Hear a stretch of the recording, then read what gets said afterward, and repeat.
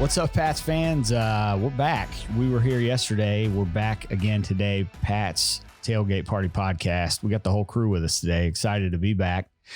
Still have the background up, but we have some good news one day later with Damar Hamlin, which we'll talk about. I say it before we kick off into that. I'll say as I always do.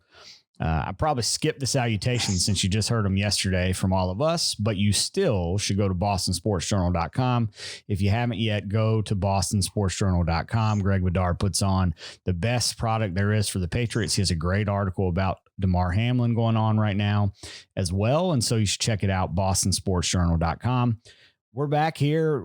There's going to be a game on Sunday, so it seems, and so we wanted to yesterday kind of talk more about what's happening, what was important when it came to Damar Hamlin. There's some great updates today. We've heard today that he is awake. There's no breathing tube. He's breathing on his own, which is fantastic news. He actually FaceTime with the Bills today, told him that he loved them, told him he wants them to go out and compete for a Super Bowl.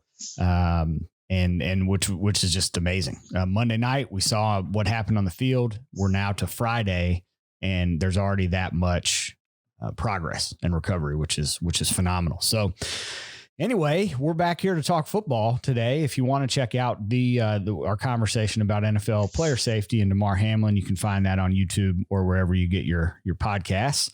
But we're here to talk a little bit about football. We'll kick into the Miami Dolphins game that put us in position, win and you're in this Sunday against the Bills. Any thoughts on Miami? I think my initial thought was another paper tiger win, another fool's gold win, I guess I would say. I mean, we haven't beat a starting quarterback this year. The Patriots haven't. So Bridgewater starts, then gets injured, and Skylar Thompson comes in, and the Patriots find a way to come back and win. I was looking through the schedule, the calendar. It just doesn't mean much to me, that win. I think we kind of got gifted one by the Dolphins coaching staff. What do you guys think?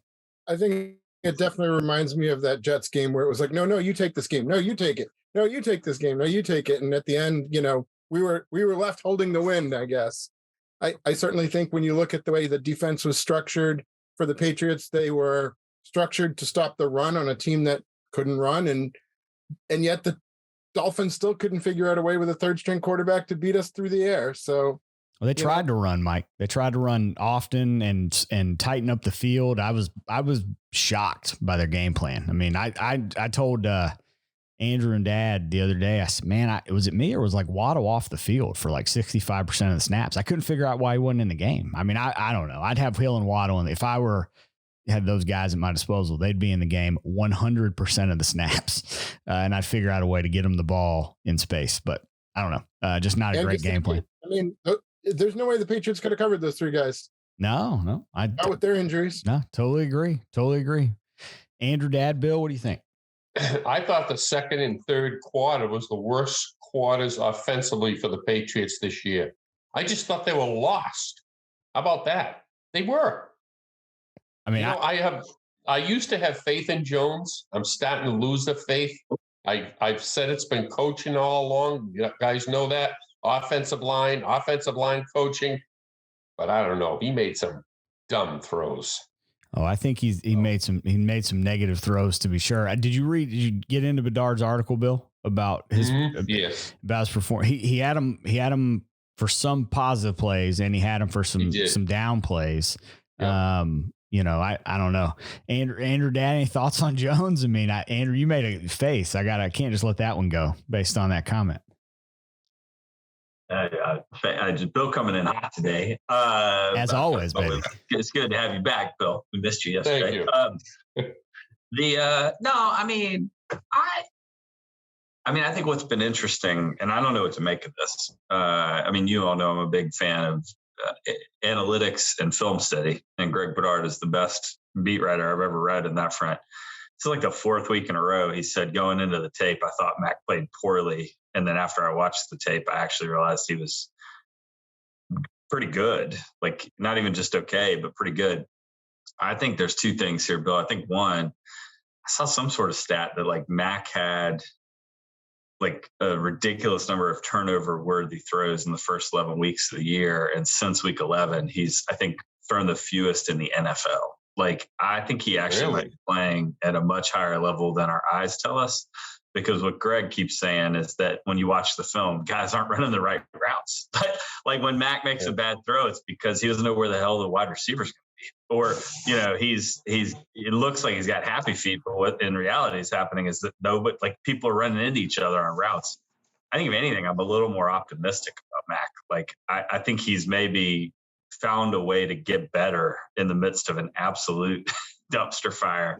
And what we're still seeing is just like the incohesion of this offensive unit, like the routes, the timing, the blocking. But so I just see it a little bit differently. But at the same time, the second and third quarters were like watching paint dry.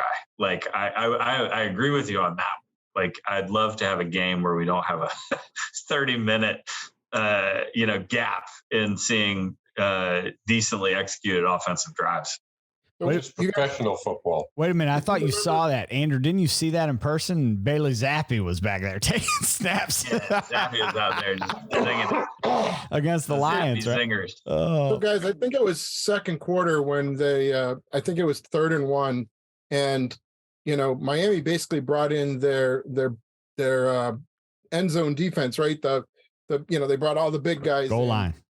Yeah, goal line defense, right? And what does New England do? Instead of just audibling to something else, right? They just ran it right up the middle. Like, okay, that's stupid. And then, we were talking about it in the text, and I think it was Coach, because almost all of the intelligent thoughts around strategy often come from Coach. I mean, not always, but most of the time. We were like, well, so why not just throw that that quick slant or whatever it was? And fortunately, when they actually got down to the goal line, they really did. It took a couple of tries. The first time I think they had to call a timeout because they did. Like, the dude's standing there wide open, like, hello, nobody's covering me. Hi, I'm right here. Like, I could I could pitch a tent over here. Now, mind you, on the first touchdown, Hunter Henry committed offensive pass interference like crazy on that play. I mean, he pushed the corner all the way back in the back part of the end zone so he could throw the ball to Thornton. So maybe they figured something out with that. I don't know. I think it was within a yard of the line of scrimmage. Like, I'm not trying to be funny. I don't think that was. Well, he started it within a yard, but I think he ended 6 or 7 yards. Anyway. Oh, you have to disengage. You can't. I don't think you can block him all the way down the field. But okay. My biggest takeaway, really, and again, I think it has a lot to do with what's going on with them. They're not good offensively. Obviously, it was not good. Nothing's changed. Stevenson's worn out. He's a shell of himself right now. Yeah. He's missing easy blitz pickups. He's not looking for the football when they're trying to dump it off to him.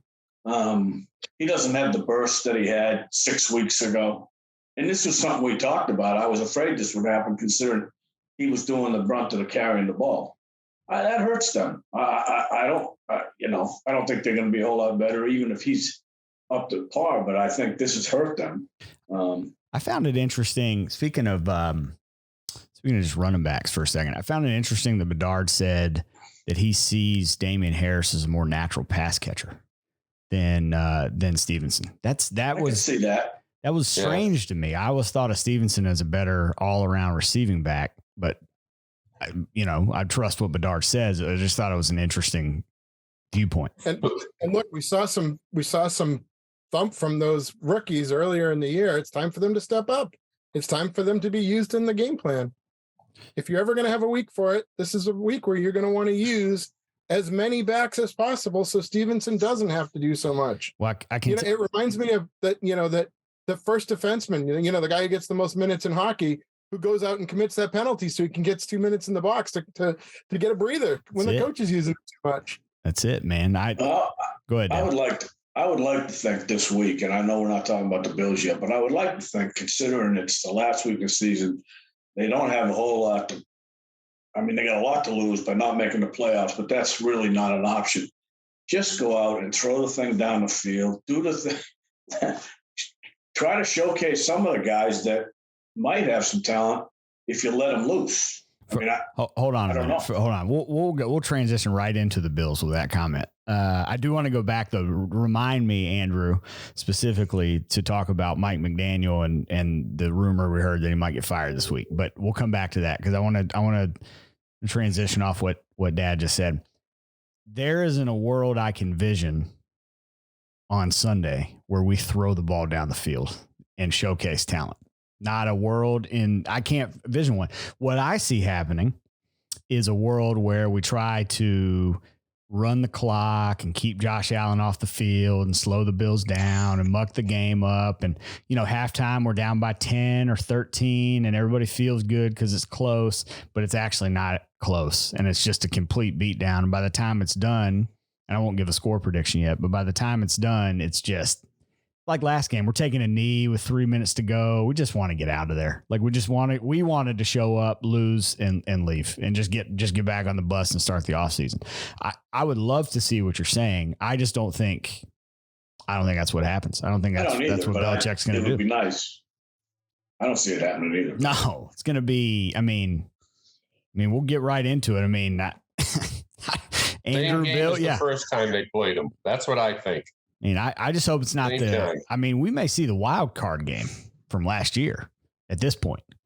Like, I mean, it may be a complete epic butt whooping at this point. Like, I mean, look, we talked a little bit ago about Damar Hamlin.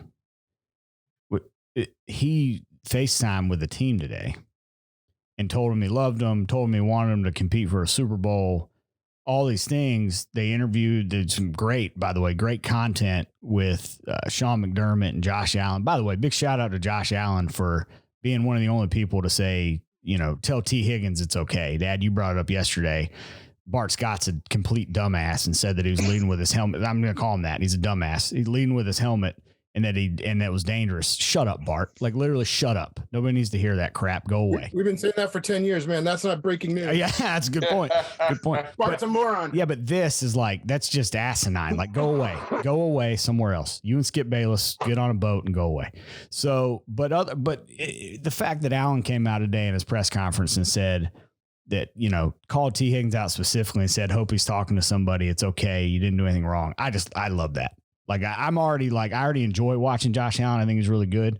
He's done some class stuff in the last couple of days. It's really impressed me. But anyway, so Hamlin talks to the team. You got to believe now they're fired up and locked in. Like, I mean, to a level they were already going to kick our face in. Now, these next 2 days, they might even practice on Saturday, Mike. I mean, come on. I mean, this is going to be, you're going into that building. Can you imagine going into that building if you're a Patriots player? Like you're going into Buffalo after Monday to play that team that is already much more talented and better than you are. I just don't see a world where they have a chance to do anything. I'm gonna have the hottest takes of hottest takes, and I may live to regret these words. I think it's the complete opposite dynamic. Man. I think the Bills are going to want to focus hard, but they're professional athletes. They focus every single time. Sure. I think there's no way they've had a regular week of preparation. They haven't. Like, there's just no way.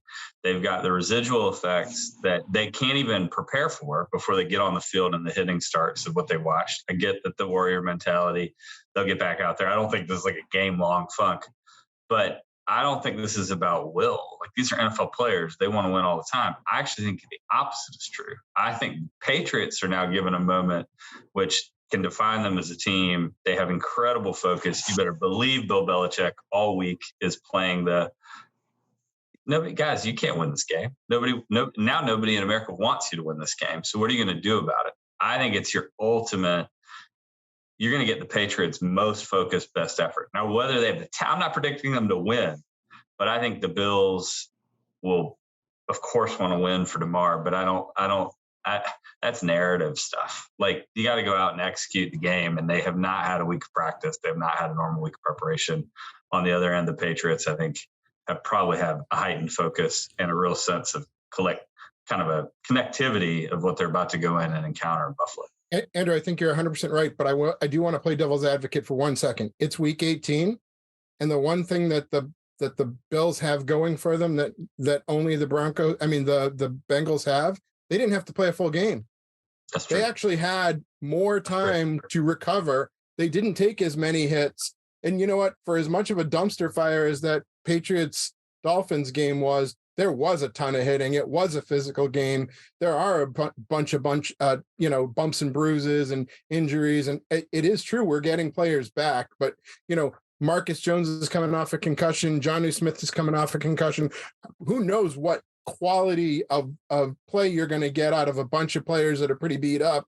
And at least for the Bills, you've got a number of guys who didn't take a full game's worth of wear and tear on them. Now, the emotional and mental toll, 100% agree with you, but physically, especially since they've had some time to go ahead and get their head right, their bodies are going to be in a much better condition. Can I also make the argument that I don't think the Bills need a full focus week of practice to whoop the Patriots' ass? Like, can I just make that argument? No, you're good. Just run the game plan, man. Like, just good. A seal here, That and one, right up the canale. I mean, it's not. I mean, just that one. Like, Dad, go ahead. So if the Chiefs win Saturday, does that make them the number one seed? Yeah, it does. Yes, it does. Because this gets the number one seed, but it doesn't impact home field advantage. The Bills, if they win on Saturday and the Chiefs win on Saturday, they can still get based on what they voted on today, if Chiefs and Bills still win, then it'll be a neutral site for the AFC Championship. Here, I'll give a quick update. So this morning, the NFL owners came together and approved, or NFL and the owners approved a plan essentially that leaves open the possibility of a neutral site AFC Championship game, depending on a bunch of scenarios. So Monday night's game's canceled. It's no contest. So it's not a tie. It's not a win. It's not a loss. It just doesn't count to the schedule. It's just like it didn't happen. So now if the Chiefs win on Saturday, they are, to Andrew's point, they are the number one seed. They get the bye. But if Buffalo and Kansas City play in the championship game, it's at a neutral site, right? And if Buffalo and Kansas City, let's say Buffalo, I believe, or Cincinnati, or the Chiefs play in the AFC Championship game, it'd be at a neutral site. So depending on what happens, who wins, who loses this weekend, there's the potential based on seeding.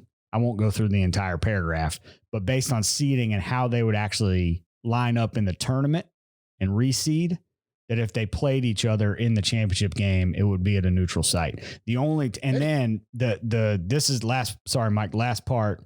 They could determine a home field advantage for the wild card game if Cincinnati had to play Baltimore by coin flip. So you're saying New England could host an AFC Championship game? Sure, just like Duke between two other teams. Didn't Duke host the Rose Bowl one time in 1932? They actually played that game, though, didn't they? 42. The reason I asked that question was because I could see the Bills, if the scenario, I guess, were a little different. If they got it going into the game where it didn't mean as much in the seating and that, I could see them resting some guys in that game, to be honest. To get their bye. Yeah. I don't know. But again, it's, I'll keep repeating it. Do the Bills need to play all their players to whoop the Patriots' ass? Like that's my question. I don't think the Patriots are going to lay down Sunday. I don't think so either. I just don't think they're good enough. I don't see them winning, but to Andrew's point, it hasn't been a normal week of practice for them. I told you yesterday, I went through it in 2007. Even though we didn't have the player that passed, we were playing them the next week. That wasn't a normal week of practice for us. Sure. So, and that's high school kids. I can imagine the distraction that we had. We went to the funeral. We did all these things. So we were all over the place during the week. I get it.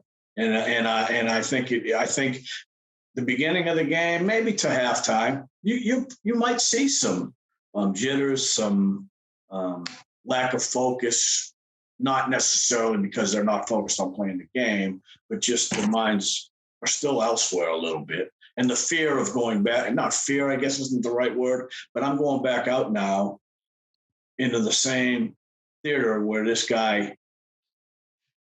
passed on Sunday. I mean, on Monday night, and now I'm going back out there. And Coach, I'm sure you had some kids who went out there and were 150%, right? And they were so amped that they also made those kinds of mental errors too, right? Well, when I say this, let's bring this into context also, or bring this into the fold, I guess I should say. I find it interesting, and I'm not saying one way or another, bet the game or what have you, but we always look at the lines and how they move on the show. It would originally open at 7.5. It's still 7. So it's actually moved towards the Patriots. Now that could be a money thing. A couple thoughts here. I thought, one, it might be taken off the board in general, but it's not. And 2, it actually moved back towards the Patriots. So I don't know what that means. I'm just throwing it out there for the group. Any thoughts on that, on why that would have moved that way? Or, in total, by the way, is 43.5. So they anticipate a low scoring game also, probably what we're talking about, where the Patriots try to hold the ball and, or the Bills blow them out, but they don't cover the 43.5. But any thoughts on that movement? I mean, it goes from 7.5 to 7. Since it's snowing outside here, I would wonder, has anybody looked at the forecast for Sunday for Buffalo? I'll look at it. It's supposed to be 35. I think it's supposed to be 35 and sunny, right? No bad weather, I don't think. Yeah, I mean, they just got right. 17 million inches of snow not too long ago.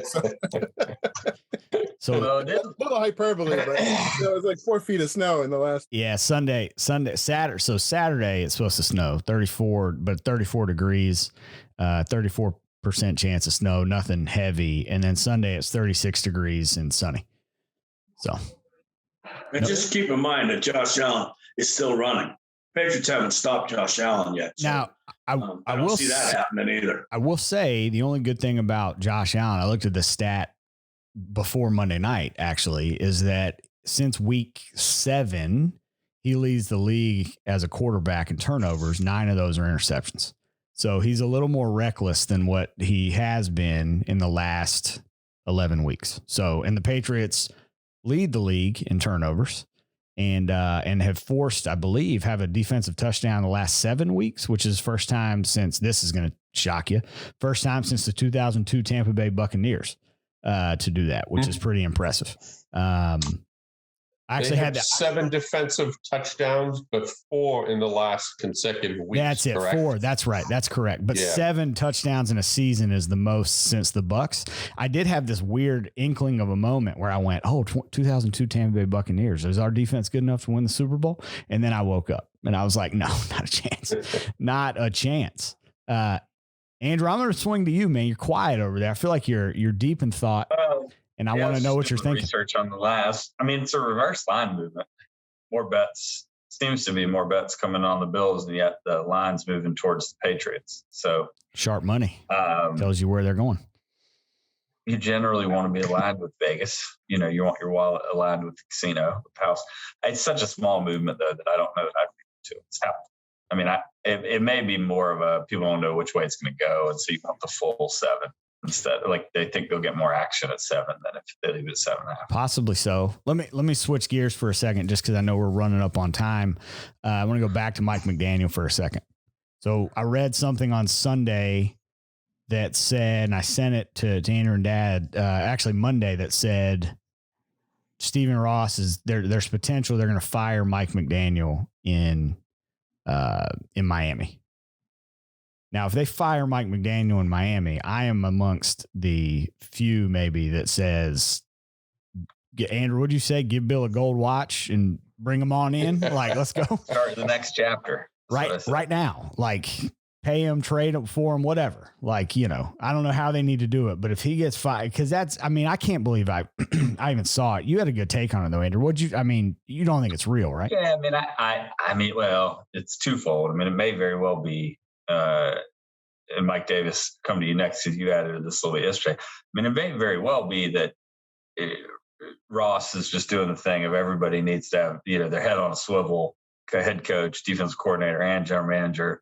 He's tired of the slides. It's like 5 years in a row where they've been in position to make playoffs and haven't. I think it could be posturing where he may let go of the GM and force McDaniel to let go of the defensive coordinator, but McDaniel gets another year. I mean, it's been only 1 year, and it's not like he's been Nathaniel Hackett out there.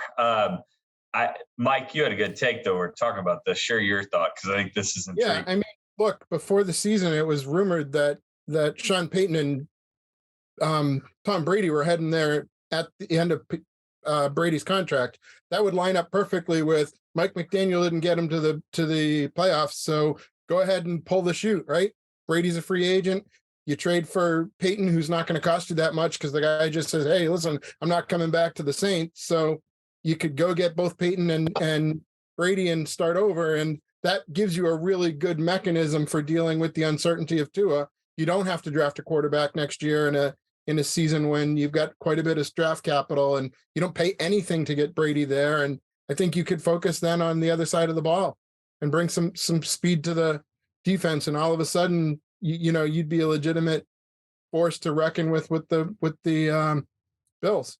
Oh, absolutely. Absolutely. You get him as a head coach and a legit defensive coordinator, and you got something going there. Let me tell you, let's take this one step further, because we're just in the conspiracy theories here. Why not? The common rumor is that the 49ers traded up a couple years ago to that pick in order to take Mac Jones. And then at the couple days before the draft, backed out of it. Guess who the offensive coordinator and quarterback coach was for the 49ers in preparation for that draft? One Mike McDaniel. Oh, that's right. If Mike McDaniel were to find himself unemployed and Bob Kraft is in fact upset with the lack of progression in Mac's career and it is time to move on, could be a nice little marriage there. Oh, man. Especially back-to-back head coaches from Miami. If you go ask the assistant head coach to be one B-Flow. You give me Brian Flores and Mike McDaniel as the head coach with Mac Jones and bring in some find some money and bring in some free agents and draft some guys. Oh, buddy, I am all in. Dad, what do you think, man? You got the arms crow. Do you like that? Do you not like that? I think can't tell. I think it's a wonderful plan. Maybe we can get in to see Kraft for an afternoon and talk him into that, because I can tell you where I think this is going to go, and it's not in that direction. You think you think we're stuck in the same thing? I think BB will be the head coach, and hopefully he'll bring in somebody to run the offense. As we've alluded to many times, he's a genius. He's not sitting there not paying attention to what's going on in the offense. Let me. Okay, big devil's advocate here, Bill. You look at your thought, but I've come around to the idea. Boy, this is a real change from a few weeks ago. If Joe Judge is the special teams coordinator, Bill O'Brien is the true CEO of the offense. The defense is still going to be a mess because there's no way he's moving Stevie. But let's say he makes Mayo the coordinator, or he just says, "Hey, Patricia, I'm moving you back to that side of the ball." I don't love that. I could get behind that coach. We now actually have guys coaching who have experience doing what they're doing, who have led successful units. And the best part is Bill Belichick gets to go back to being the CEO, which is where he is great, devising the game plan, making in-game adjustments, thinking about the strengths and weaknesses of his entire unit, how to make the complementary football work. It isn't my favorite option, but it all hinges on getting Bill O'Brien as the actual offensive coordinator and heir apparent. Exactly. I think there's a 90% chance Belichick is the head coach next year for the Patriots, maybe 95%. I really do. I just don't want to see him play this back with Patricia and Judge as offensive co-coordinators, quarterback coach, whatever you want to call them. Please don't do that. I won't be a fan next year if that happens. Yeah, you will. I just can't. You're not going anywhere. Because I will still be. You're not going anywhere.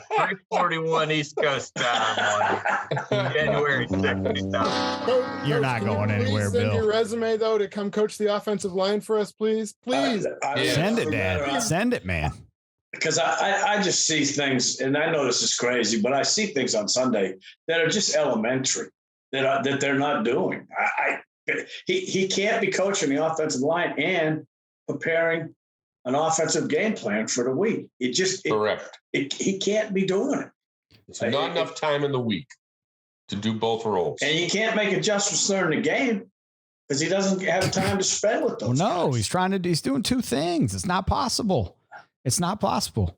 He's trying to figure out what play to call. All right. Final thoughts. Final thoughts on the Bills game and predictions. One more thing before. Go ahead. Yeah. No, go for it. Sure. So Bill, Mike Davis said we're getting John Smith back this week out with a concussion. He's played with a concussion for 2 years for the Patriots.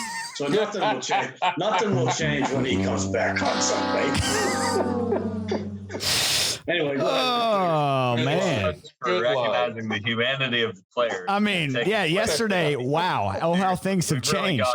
We've gone back to the 80s here somehow. But he's good. Speaking he's of okay. Hold on. Speaking of going back to the 80s, I found a futuristic clip of dad coaching the Patriots. Hold on a second. Here it is. Oh boy. What we're trying to get is a seal here and a seal here and try to run this play in the alley. That's it. That's Dad right there. Seal here and a seal here up the canal. All right, let's go around the horn. Predictions and final thoughts on this playoff, could be playoff making game. Whoever wants to start, it doesn't matter to me. All right, I'll go first. Oh no, go ahead, Bill. Okay, 28-10 Buffalo. The 10 points that we do score is going to be a defensive touchdown and a field goal. All right, 5 in a row. It. That's all I see us getting. I love it. All right, Mike. I'm going over. I'm going over. I think Buffalo's going to score something in the 38-point range, and I think Mac Jones is going to be given much more latitude.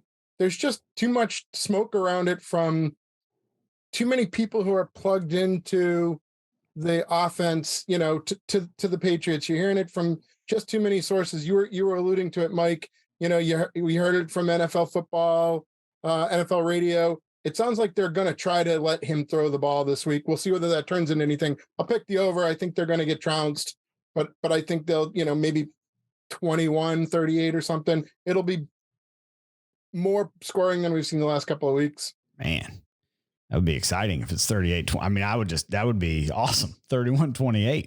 I would take it. No, at 38-21. Well, no, that's what but just that much scoring. That means they're airing it out a little bit. It'd be fine. All right, Dad. I think the Bills win 31-17. I think it's close at halftime.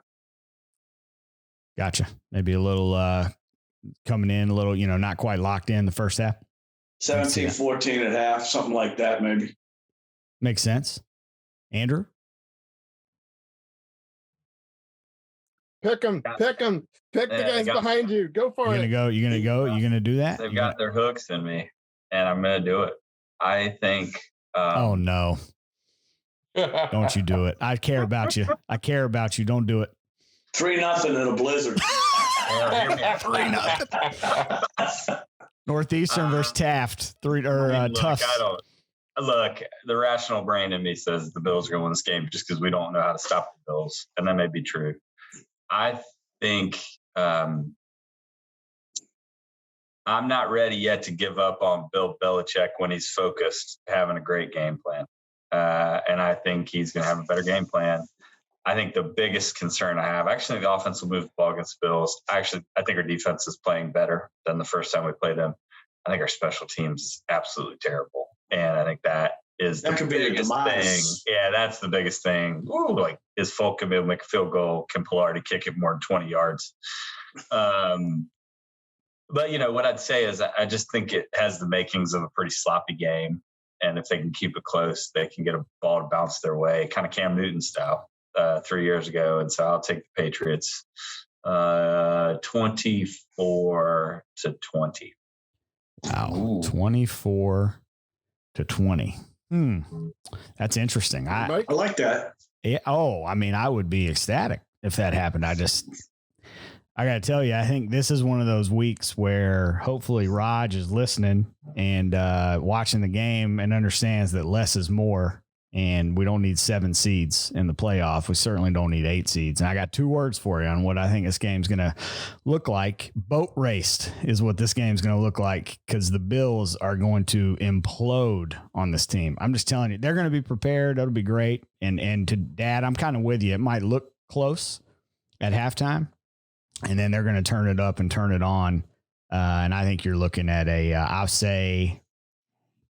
I'll go 41-13 is what I think. I mean, just an absolute beatdown of epic proportion is what I would call for this game. So awfully similar to what you saw. I mean, you might even see Zappy in this game, to be honest with you. That's how bad it might get. All right. I'll check this out again. Yeah. Final guys, it was fun. Any additional thoughts before we get out of here? Oh, it's good. I enjoyed doing this 2 days in a row, to be honest. Yeah, me too. Yeah, it's good to be with you guys. And, we'll see what's I'm glad I'm back. Yeah, good to be back. I'm feeling good on this limb over here. Yep. The tree feels shaky. Enjoy it. But we'll see.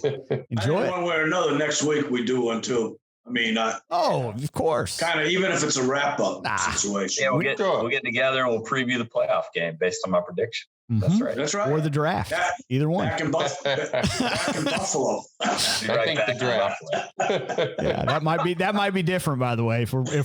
Andrew's prediction might be different. Oh man. All right, guys. Enjoy it. We'll see what happens. We'll see you next week.